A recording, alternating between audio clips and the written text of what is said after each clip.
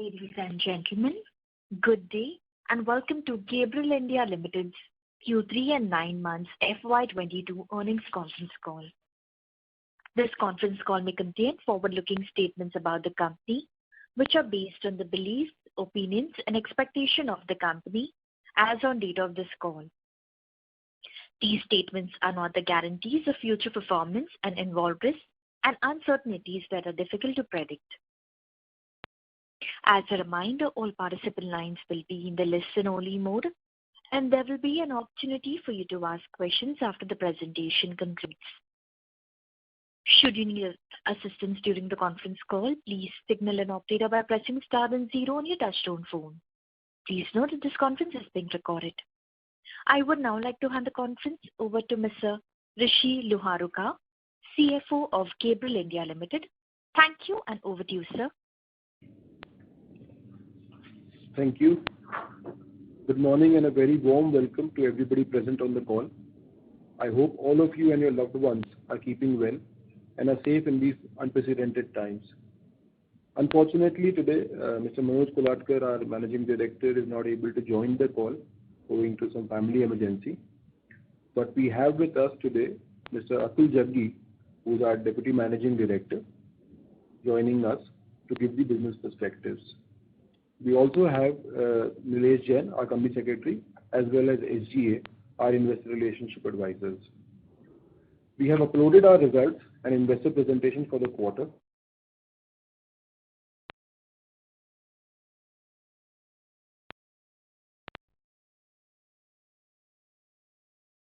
Members of the management, are you able to hear us?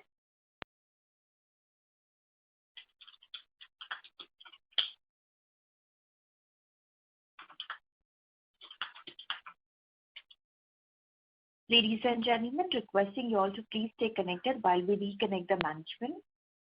Requesting all participants to please stay connected while we have the management reconnected to the conference.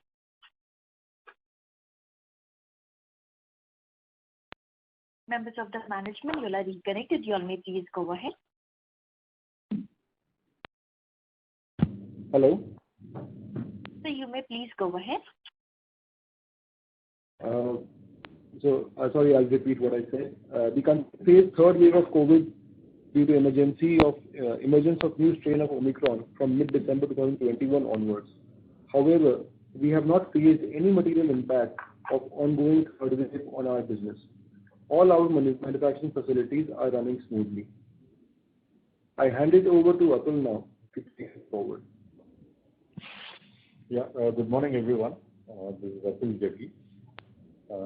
So before we delve into the numbers, let me provide you with an update on how the current environment is shaping up.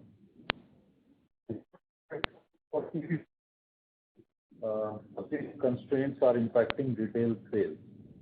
Semiconductor availability has indeed improved as compared to the previous quarter, but the situation remains dynamic and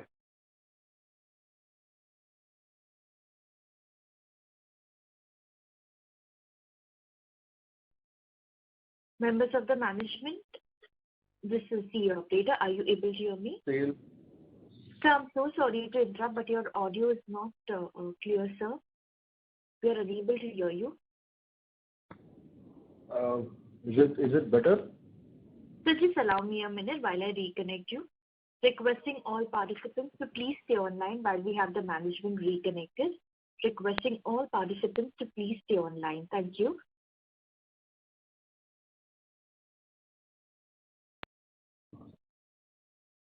I would request all the participants to please stay connected while we have the management reconnected to the conference. Requesting all participants to please stay online while we have the management reconnected to the conference. Thank you.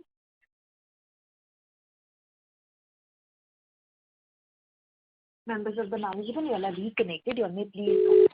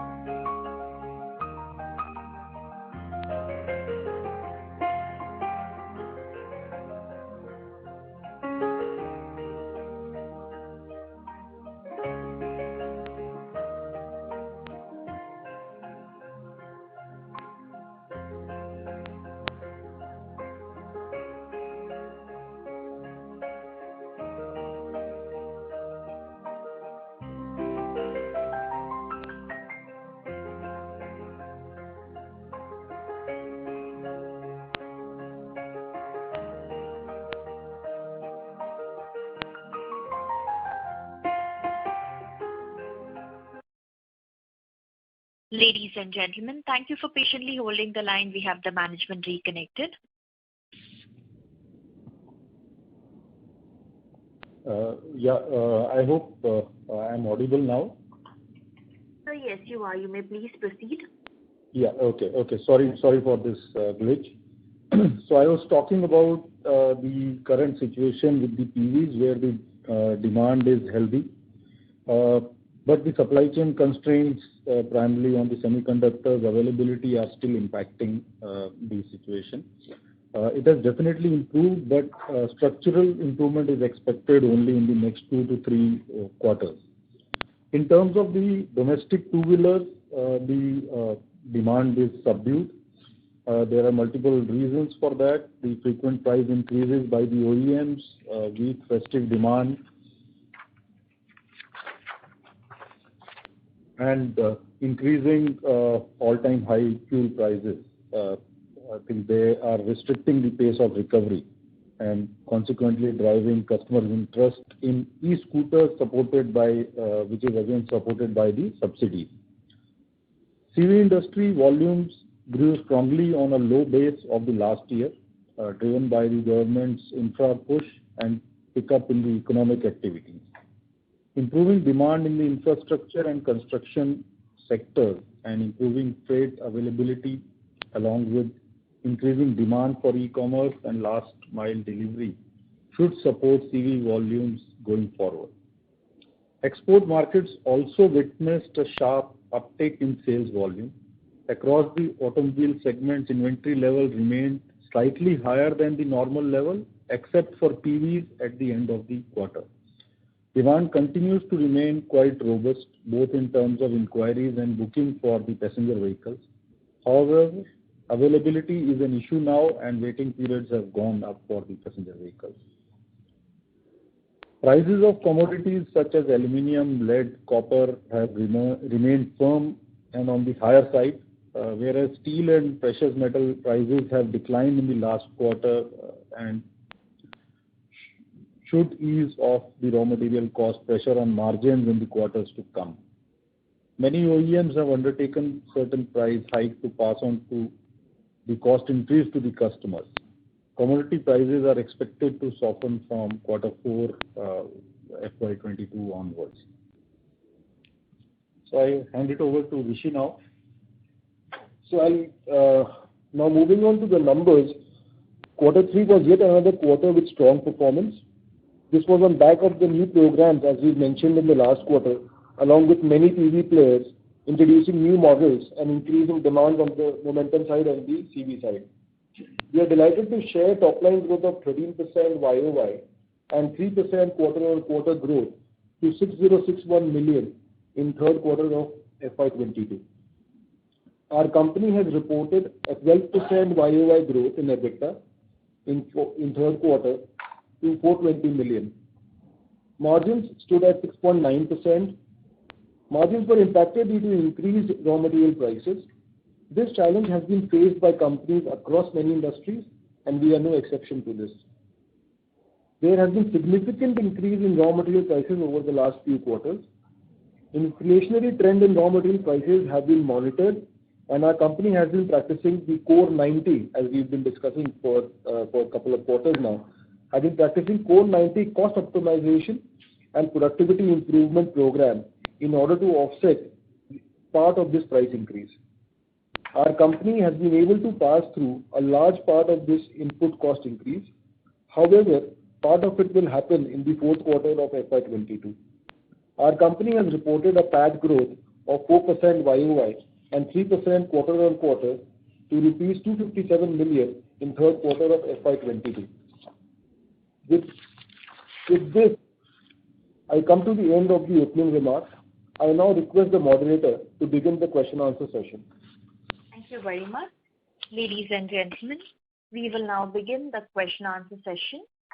Anyone who wishes to ask a question may press star and 1 on their touchtone telephone.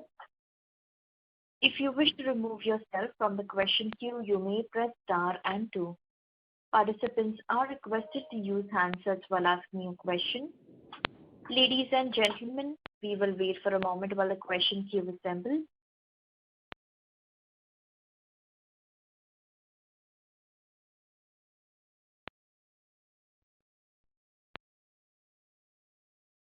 The first question is from the line of Nikhil from Simple. Please go ahead.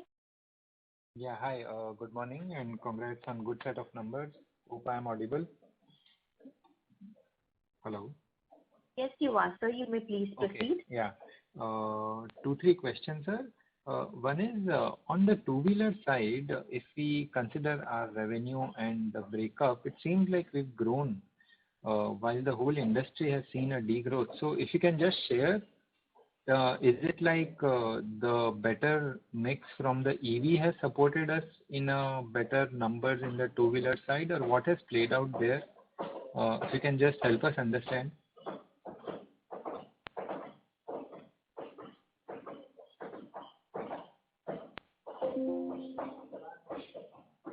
Hello.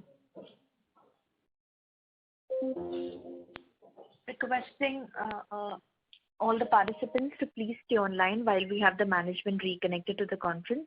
Mr. Nikhil, requesting you to please stay online. We are having the management reconnected to the call.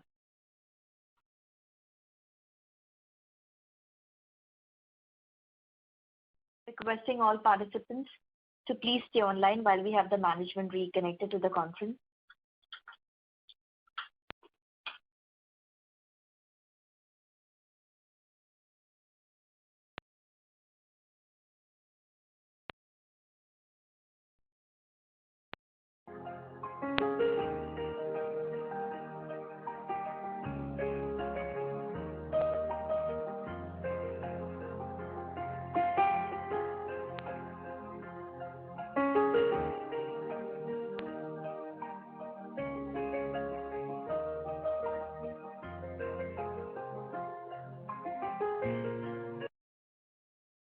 Ladies and gentlemen, thank you for patiently holding the line. We have the management reconnected.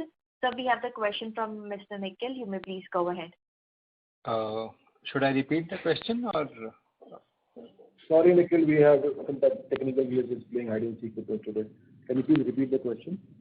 Yeah, sir. So my first question was that if we look at our two-wheeler mix in our total sales, while the industry has seen a degrowth, we've shown better numbers. So what has exactly played out for us? As a result, we've been able to grow while the industry has seen a degrowth. Yeah, Nikhil. I think there are a couple of factors to that. The first is, and the most important is the new launches that have happened, especially with TVS. There have been a couple of new launches, one in the scooter segment and one in the motorcycle segment. So that has helped. Similarly, the new models, which on the SD platform had given some initial numbers, which have again helped. And I think some of the customers where our presence is very strong, like say as an example, say Suzuki. I think their numbers have been better as compared to some of the other OEMs. So the combination of, I think, these two aspects, primarily on the new launches as well as in some of our customers doing quite well, has helped us grow. But in this number, the proportion of EV would still be very small. Nikhil, we are not able to hear you. Can you please be louder? Mr. Nikhil, we are unable to hear you, sir. Requesting you to please speak a bit louder. Your question is not audible. Nikhil, if you can hear us, your audio is not audible to us. You are in the question queue. May I please request you to proceed? Yeah, Nikhil. Yeah. My question was that is EV still a very small proportion for the two-wheeler sales, or has it started becoming meaningful for us? Yes, as compared to the total sales, it is still a small number. But Nikhil, it is, I think, month on month and quarter on quarter, this number is improving. Okay. So yes, yeah. Okay. Secondly, sir, like for last 2-3 years, if we look at the auto industry and auto ancillary industry has been working on, has been seeing a very limited volume growth. and volumes have been constantly under pressure, and we've been focusing on this Cost 90 program where we've been focusing on reducing our cost structure. If you can just help me understand how our break-even points would have reduced now, say over the last 2-3 years from where we were to where we are today. So, Nikhil, again, two components to break even. One is the fixed cost element and the other is the contribution. Now, given that there are now margin pressures because of commodity, the contribution, as you've seen in the results as well, has taken a bit of a hit. Yeah. Having said that, under the Core 90 program, we have been able to significantly manage our fixed cost as well as the manpower cost optimization. So currently, again, BP to NSP is in the range of 68 to 70 odd percent. Sorry, sir, I couldn't get it. The last line which you mentioned. The BEP to NSP as a percentage, earlier it used to be above 70%, now it's a little lower than 70. Okay. And last question, sir. So in our previous calls, we had mentioned that we used to pitch for business with KYB, and we had lost Wagoner because KYB had lost the business for Vietnam and Indonesia, and as a result, we had to give up on it in India as well. But now, subsequently, like in last 6 months, if we see KYB has sold their stake in Gabriel. So is there any change in association or we still go with them for new business, or now we can independently go for businesses which we had lost earlier? How does the association change now? So, in terms of the association with KYB, I think on a working level, nothing has changed. I think we continue to work together on the new platform. Rather, all the Maruti platforms that we have won in the last few months where we are working on, they are all along with KYB. Okay, fine. Thanks a lot, sir. Thank you. Thank you. Before we take the next question, a reminder to the participants.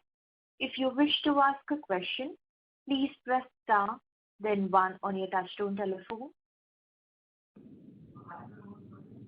The next question is from the line of Mayur L from Profit Mart Securities. Please go ahead.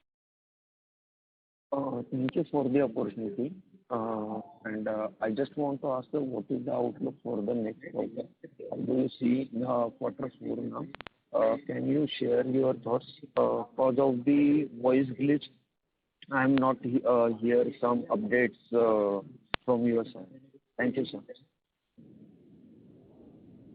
So Mayur, as far as the next quarter, since we don't issue forward-looking guidances, we would not be able to share information on that side.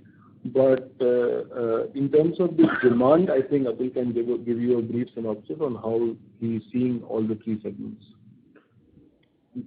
Yeah. So I think as I mentioned earlier, I think in terms of both the commercial vehicles and the passenger vehicles, the demand is quite positive.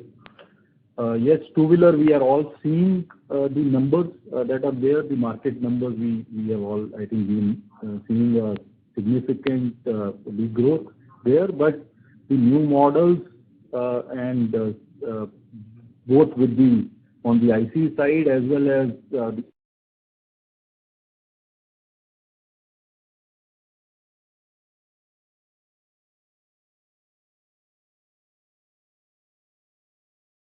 Members of the management, we are unable to hear you.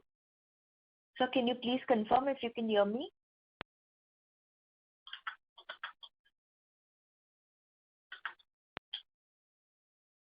Members of the management, we are unable to hear you. Can you please confirm if you can hear us? Ladies and gentlemen, as there's no response from the management line, we will be reconnecting the management, requesting you all to please stay online. Thank you.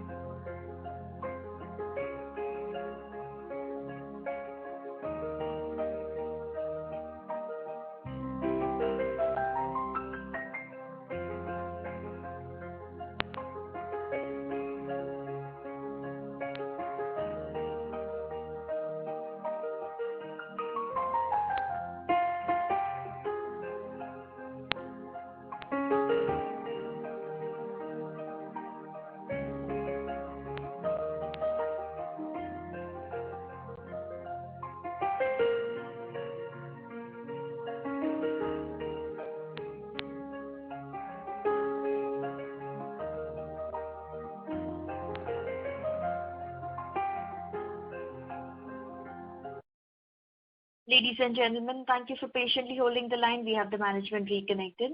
So we have the question from Mr. Mayur L from Profit Mart Securities. You may please go ahead. Mayur, we are sorry about this happening again and again. So you were mentioning about the demand forecast. Could you hear the answer from Atul or should we repeat?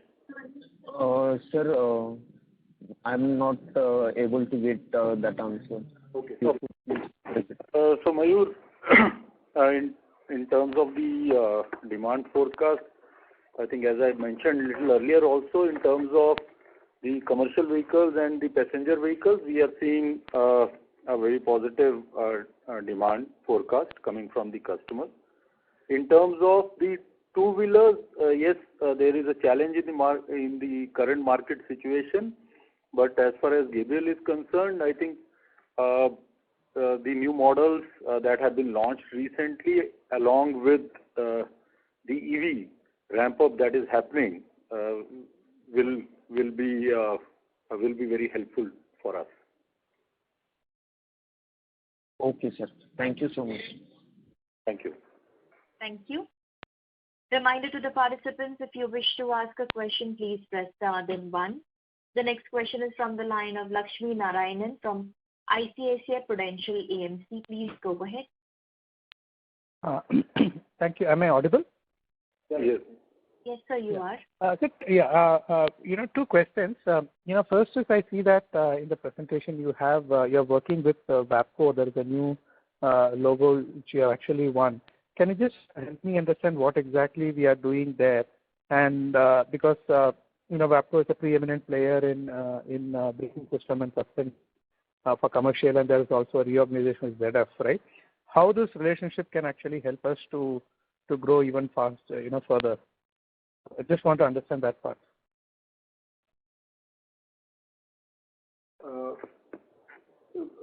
Let me answer the question. Which slide are you referring for the WAPCO logo?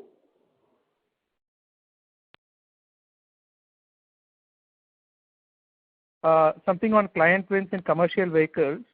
You have mentioned that for the suspension program, you are actually working with them. So, slide number 18. Okay.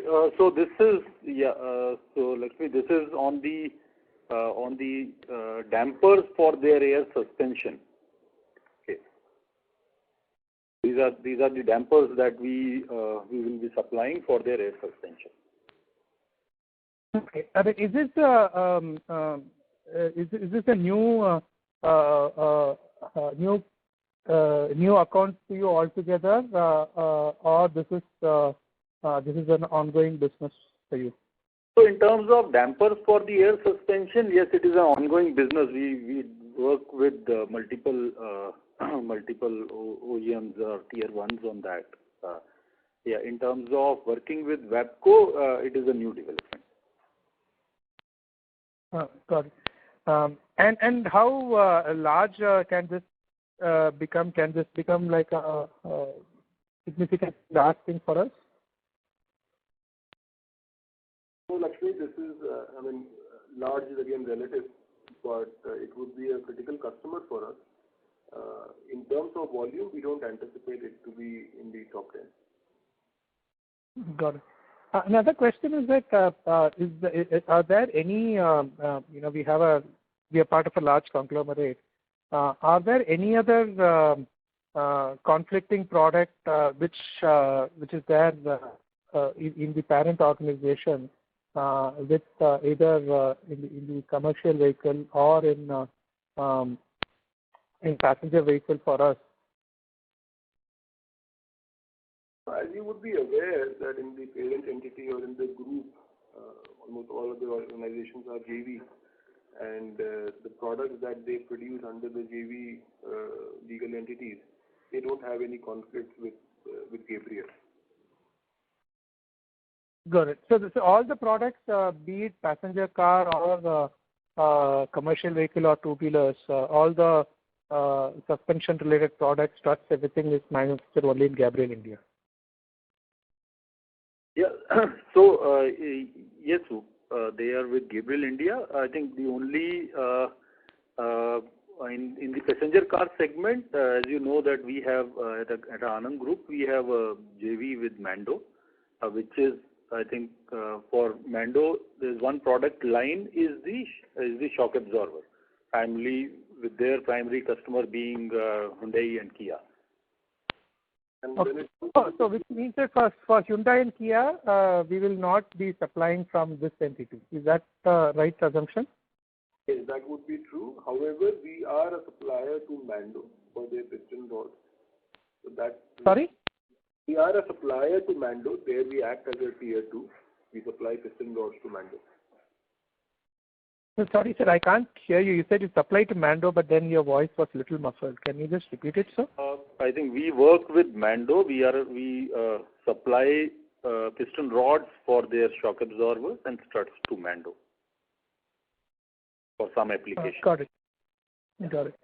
And another question is that if I just look at your slide number 26, where you actually put the strategic manufacturing footprint, right? So I see that also looking at your balance sheet over the last 5 or 6 years, there is no major incremental capital expansion that has actually come in, right? So my question is that is the quality of the business is that it doesn't require a lot of capex, or you are actually running at a low utilization? How do I read it? So I think the earlier statement that you made may not be completely right because if you remember, I think just a couple of you have actually set up or expanded significantly the new facility in Sanand, which is a completely integrated plant to supply to. Sorry, sir, I couldn't get it. Sir, can you just repeat the last 2 lines, please?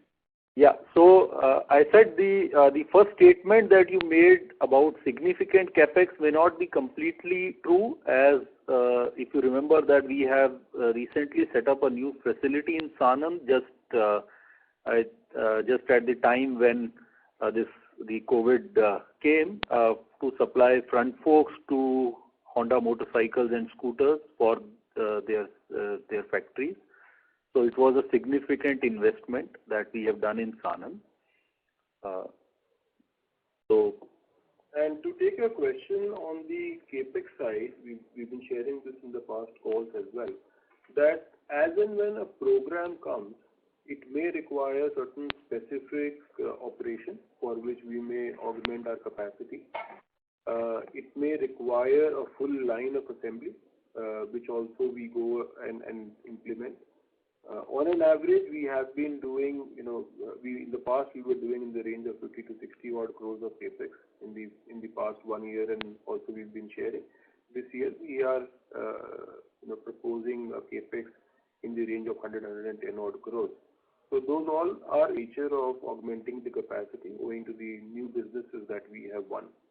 On capacity utilization, we remain consistent with what we have. Again, it's a little difficult to answer the overall capacity utilization, given that we have to go by line and the operations into it, and also take into consideration the supply chain solution that we have around that. But with that, we've roughly maintained a fixed asset coverage ratio of 4.5, and that's what we also look at as a hurdle rate internally when we approve capex. Because the fixed asset turnover is something like 4.5. That's what you said, sir? Yes. Yeah. So and you're saying that you from an average of 50 crore capex, you're bumping it up twice to 100 crore. So can you just elaborate on what remains, what the specific thing which you are doing it? Because this has been, if you look at it, it will be the largest capex program in the last 5 years. You're doing something like 100 crores plus. They are, and this also we've shared in the past calls, they are in the nature of import localization, number one. Number two, they are in the nature of increasing our capacity at our Khandsa facility. It is also in the nature of the new programs that we have won, for example, Ola. We have also been spending on the research and development side, and we have our new tech center now fully operational. So, and then we also are spending on automation and digitization in a larger way than we otherwise were doing. So those form a part of the delta that you just mentioned. And this year, FY22, what will be the total capex you will do? And FY23? We would continue with the number I just mentioned in that range itself. So around 50 for this year, and 23 will be 100. Is that a? We would be in the range of 100 this year and the same number for next year. Got it. So one last question, if I just look at your working capital cycle, right? So we generated a significant amount of cash flows last year that was done by increase in payables, right? And we are able to maintain a strong working capital discipline even in the last 9 months. So how should one read about it? Is there been a whether this characteristic of having a better working capital cycle will continue, or last year was one-off where the payables were very high, our receivables were very low, and therefore we could generate higher cash flow from operations? Well, that's a good question. We have been very, very sensitive and very aware about the need of cash, both in times of pandemic and thereafter, given our growth aspirations. So we have been having a very hawk eye on all of these under the Core 90 program. Currently, we have closed the quarter with a 16 odd days of working capital, which has been fairly consistent this year. Yes, in the previous year of pandemic, because of lower volume and with better realizations on the debtors and inventory, we were able to release a lot of working capital, again largely owing to lower volume. This year, we would like to maintain the current levels, if not better them. What is the program you talked about? Some 90 program. Can you just repeat it? It's a program that we have been running for now almost 3 years. The program name is Core 90. Core, CO stands for cost and RE stands for reduction. So we began this program as an outcome of being sensitive towards the profitability. And with the success of this program, we launched the second year, and in this year as well, we have continued it. And this has now become a part of our operational strategy as well. And year on year, we would wish to continue this to bring in the efficiencies on various cost parameters, which you can see on the P&L, as well as things like working capital on the balance sheet side. Thank you, sir. Very commendable. Thank you so much. I'll get back in queue. Thank you. A reminder to the participants, if you have a question, please press star then 1. The next question is from the line of Dhiral from Phillip Capital. Please go ahead. And thanks for the opportunity. So wanted to know, so what is the current revenue contribution from the EV side, and what is the content per vehicle in the EV segment as compared to ICE?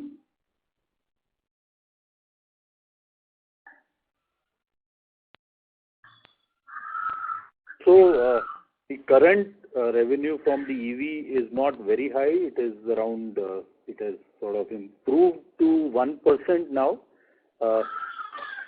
I think the good thing is that, as I mentioned earlier, month on month and quarter on quarter, this is improving. As the EV manufacturers are ramping up, this number is. And so is the content per vehicle remain same? Mostly yes, but again it purely depends upon the kind of technology that is being used in different models. So as an example, say a Ola would use a different kind of a technology than an Ampere or a Ather. So the content per vehicle depends upon the technology used. Okay. And sir, as you said in your opening commentary that we are going to pass on the RM inflation in Q4 in current quarter. So are we able to fully pass on the RM inflation till date? And this will help to recoup our margins to maybe 9 to 10%, which we used to do earlier?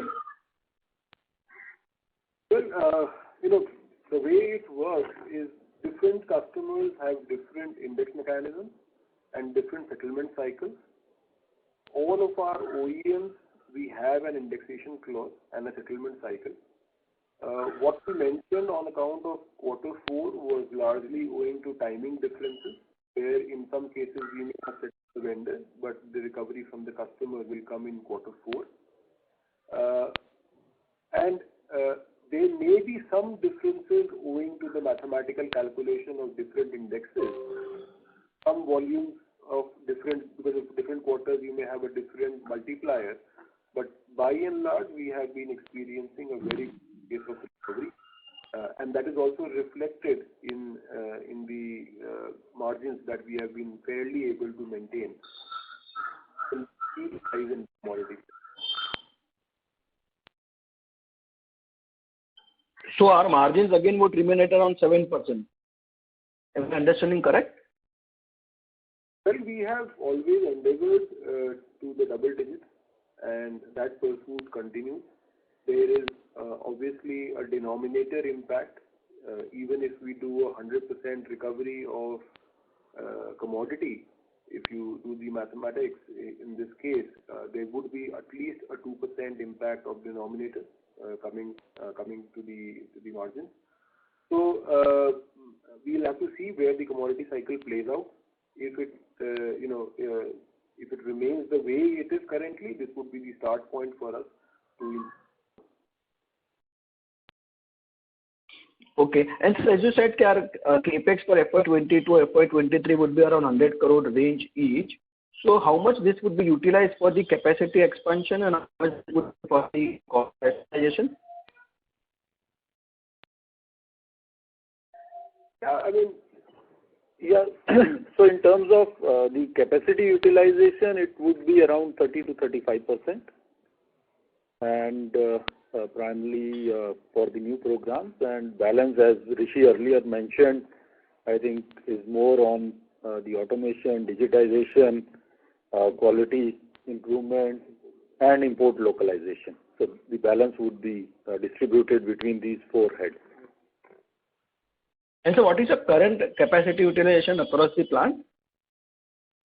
So very difficult to answer because all plants, there are multiple lines in each plant. So normally looking at the current volumes, we may be around in the range of 70%. But again, line to line, it may vary, and location to location also. Okay. Thank you so much, sir. Thank you. Thank you. The next question is from the line of Viraj from Securities Investment Management. Please go ahead. Yeah, hi. Thanks for the opportunity and congratulations for good set of numbers in such a challenging environment. I just have 3 broader questions. First is on the export part. A quarter or 2 back, we kind of also talked about us engaging in RFQs for global players in the PV segment. So any kind of color you can give, at what stage we are in, and any update on the overall export business pipeline? So in terms of the overall export, yes, on the CV side, I think as you would remember that I think we started with DAF. So that got expanded to the newer models there. So we are already now we have started for a couple of other models for DAF, and also some small exports to DAF in Brazil. So yes, on the CV side, these numbers have improved. In terms of PV, we started working with Volkswagen for the Russia business, and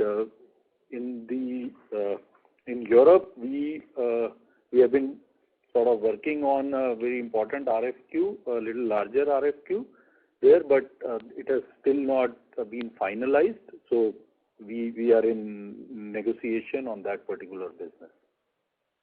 Okay, got it.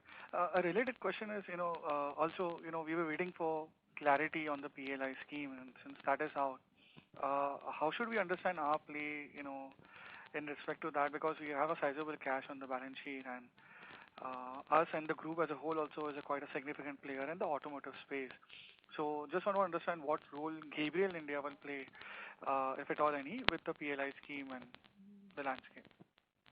So, Viraj, our product is not within the basket of the scheme currently. Having said that, as Anand Group, we have gone ahead because there are different entities and the 250 crore turnover capex requirement. That's a sizable one. So we've done an application at a group level for the various entities within that, of which Gabriel is also a part of it. Right now, we are just working out what can be done with that. Having said that, it's a little too premature for us to see or to take into consideration what the benefit arising out of that would be. So that as of now, we are waiting for it to be awarded, and thereafter we would be able to share some more light on it. Okay, so sorry, what I really meant is I understand the product category per se is not really eligible under PLI, but given the kind of surplus balance sheet position we have, significant cash position, is there any thought process at the parent level in terms of further adding new product categories, or because it also helps in terms of utilizing the cash to new growth opportunities? So just trying to understand, would it purely we will continue to be focused on the current product category, and or there's a thought process adding and capitalizing on new growth categories as well? So Viraj, this is something that it's a very valid question, and we have been watchful and aware of the cash balances and its utilization. So two aspects to that. One is what is required for our organic growth, which obviously, as you were saying, that we are investing into the future technologies, we are investing into future capabilities, we are also investing into optimization, whether it is import localization or automation. So that's one part which obviously will require some amount of money which is out of this cash pool. Second is the inorganic piece that we have been pursuing it, and that would essentially also require a contribution from our side. And to that extent, we would like to retain the cash balance for it. To get your answer on the product category, we are open to look at various product categories in the mobility space, but we have to be mindful of it not being a conflict product with the other group companies. Okay. Just last question. In the presentation we have a slide on EV, and you kind of highlighted the clients we cater to. So, majority of these clients, will we be a single source supplier, or how does our competitive position kind of is in EV currently? I know it's still quite nascent and early days, but compared to ICE, where we kind of cater to few players, in EV, for all these players, are we the single source supplier, or how does the competitive position differ here? So, Viraj, as of now, with most of the EV players, we are a single source. Okay, fine. Got it. Thank you and good luck. Thank you. Thank you. The next question is from the line of Shashank Kanodia from Kotak Securities. Before that, I would like to remind all participants, if you have a question, please press star then one. Over to you. Hello. Hello. Am I audible? Yes, sir, you may go ahead.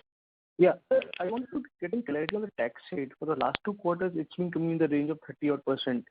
So is it the new normal for us, or what should be the tax rate we should work with going forward? 25%, Shashank.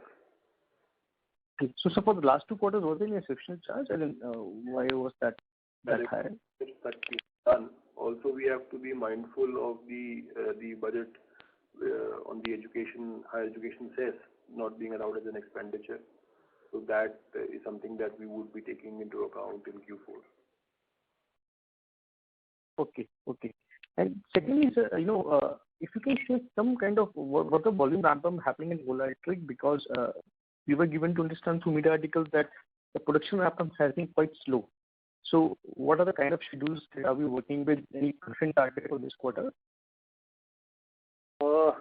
Shashank, I may not be able to share the schedules with them, but I can only share that yes, month on month, the numbers are better than the previous month, and I think the ramp up is happening.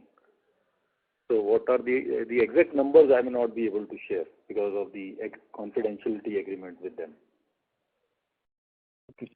And then lastly, in terms of Q4, so how is this quarter shaping up vis-a-vis last quarter? Since we are almost half, so it's kind of improvement is something that you are witnessing quarter-on-quarter basis? I think in terms of the numbers, in terms of the top line, yes, we are anticipating a good quarter. So. Okay. Thank you, sir. That's all from my side. Thank you. It also depends upon how the two-wheeler sort of goes into February and March. But as I said that fortunately the new models and the EV part is supporting us. So we are anticipating a good quarter. Sure. Thank you, sir. Thank you. The next question is from the line of Pankaj Bobde, an individual investor. Please go ahead. Thanks a lot for taking my question. Am I audible? Yes, very. Well, sir, I have been invested in this company for almost 5 odd years, but I am a bit skeptical about the growth path which we are taking. We have been more or less a single product company in a single segment, but we have not seen, unlike other peers of us who have been growing leaps and bounds across segments and product segments and just wanted to understand what is our growth path going forward, given that EV is still an infancy industry and which offers us lots of opportunities. We have been trying for inorganic acquisition, but it has not has happened for last 2 to 3 years, if I'm not wrong, despite us being a cash-rich company. Yeah. So I think in terms of you mentioned about the segments, so just a little maybe correction there. I think we are one company which is nicely spread across all the segments. Although I think we are into a single product, but unlike most of the competitors who work in the shock absorber domain, we are quite nicely spread across two-wheeler, passenger car, commercial vehicle, railways, and obviously with the Gabriel brand, a good aftermarket also. So I think that is something which is a strength. In terms of the growth, yes, I think we have very clearly specified in our vision that we would like to be one of the top 5 global shock absorber manufacturers, and all the actions in terms of technology, in terms of our pursuit of business, in terms of improvement, share of business, investments, they are all in line with the same. In terms of inorganic growth, yes, you are right. I think Rishi just mentioned it minutes back also. Yes, I think we have been working on it for quite some time. We have been looking at a good a product where we can build some synergy and we can also add value. So we would not like to jump into something just for the sake of doing it. Wherever we can add value and we can build some synergy, so definitely we are exploring a few opportunities, and I'm very sure that in the near future something will materialize. So what I meant to say is that we are slightly lacking in our aggression. Our peers have grown multifold over last 5 to 7 years. Though we are present across the segments, only two-wheeler or three-wheeler and PVs is what is working for us. CVs as a cycle is not working, so I cannot blame you for that. Railways, it depends on government. And the last, I suppose, the construction equipment, that too has not been doing well. So what I wanted to put forward is, when can we see aggression from the management? I understand we are one of the many companies the management holds, but as a listed entity, I would request you to to look into putting more aggression so that we grow going forward. So the point is taken and noted. Yeah, and thank you for the feedback. Yeah. Thank you. The next question is from the line of Lakshmi Narayanan from ICICI Prudential Asset Management. Please go ahead. Thank you. Two more questions. Sir, if I just look at your other expenses schedule, there is a legal and professional fees of around 39-40 crores, which has been recurring over the last couple of years, right? Now, expense or it's variable, I mean, should it be look it as a quasi-employee expense? I mean, how do we think about it? Because it is quite large for the size of a company, right? Can you just throw some light on that? Sure, Lakshman, I'll take that question. So your first aspect was whether it is variable in nature. Yes, it's largely variable in nature, almost to the extent of 95%.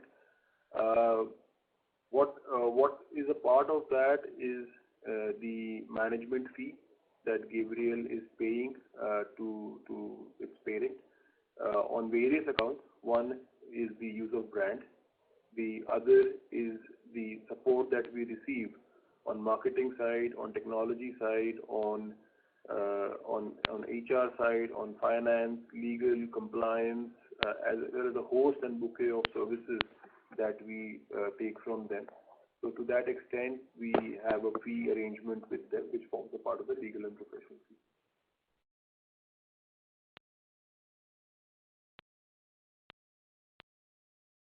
So Lakshmi Narayanan, does that answer your question? Yeah. Just a follow-up on that. So, we pay to the parent, most of it. Lakshmi. I'm sorry to interrupt, but your audio is not audible.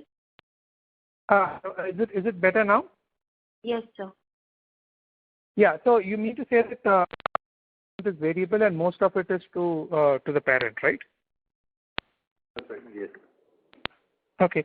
So my other question is that if I just look at your EBITDA profile over the last couple of years, there has been we are operating at like 9.5% plus or 9% plus, right? It has come to something like lower driven by various factors.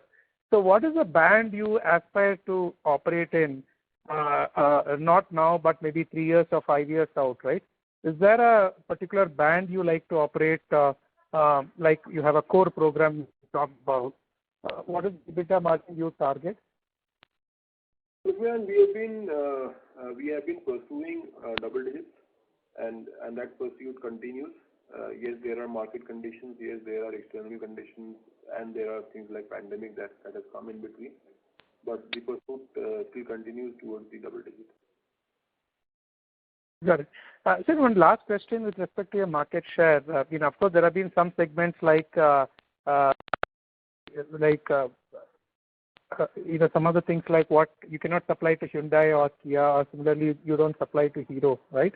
So if I just exclude that in the market you operate in, which is where there is no captive involved or a specific JV involved, what is your market share? Because the market share which you give 25% in two-wheelers or maybe 23% in passenger car is like including everything under the denominator, right? So if I just carve out a Hyundai, Kia, if I carve out Hero, what is the market share and how large is the second person in those things? I'm excluding the Ninja Shivas of the world, right? Can you just elaborate on that? Yeah. So in terms of two-wheelers, so obviously Hero, give and take, although I think the numbers are fluctuating, but give and take 35% they own the share. So where we are currently operating is 65% of the market. So yes, considering that if you extrapolate that, this number would go up to maybe around 37, 38%, 40% in two-wheeler. But while we are saying so, there's think there is no challenge in terms of the sort of the parent or the joint venture, like in case of passenger car, where we can't operate there. Okay, we can always we continue to try to work with that customer also. In terms of in terms of the passenger car, again it is just a mathematics. So Kia and Hyundai would be 30 odd percent. Yes, so 30 odd percent goes, so 23% of 100. So again, mathematically is around 35%. The positive car is that this number will grow because of the business pipeline that is there, which we have already shared in the past. I think 3 Maruti models and 1 Toyota model. So there are 4 significant models in which are under development. So this number anyway is going to grow. This 23 will grow. Got it. And who's the number 2 in our space? Like if I just take the 70% as a denominator, right? So we are 35. What is the next person there in the market share wise? So in terms of passenger car, the competitor is Tenneco there. So and they are larger than us currently. Yeah, and in terms of the two-wheeler, in terms of three-wheeler, I think we continue to be the number 1 with a very high market share. And in terms of two-wheeler, the competitor again, I think there are multiple players in two-wheeler, as you all know. So I think Gabriel, Endurance, Munjal. So these are the 3 large players. And then there are other Japanese players who are also there. Okay. Thank you so much, sir. This is very helpful. Thank you. Thank you very much. Ladies and gentlemen, that was the last question for today. I would now like to hand the conference back to the management for their closing comments. Over to you. I take this opportunity to thank everybody for joining the call. I hope we have been able to address all your queries. For any further information, kindly get in touch with us or SGA, our investor relations advisors. Thank you. Stay safe. Stay healthy. Thank you. Thank you so much, everyone. Thank you very much. On behalf of Gabriel India Limited, we conclude today's conference. Thank you all for joining. You may now disconnect your lines.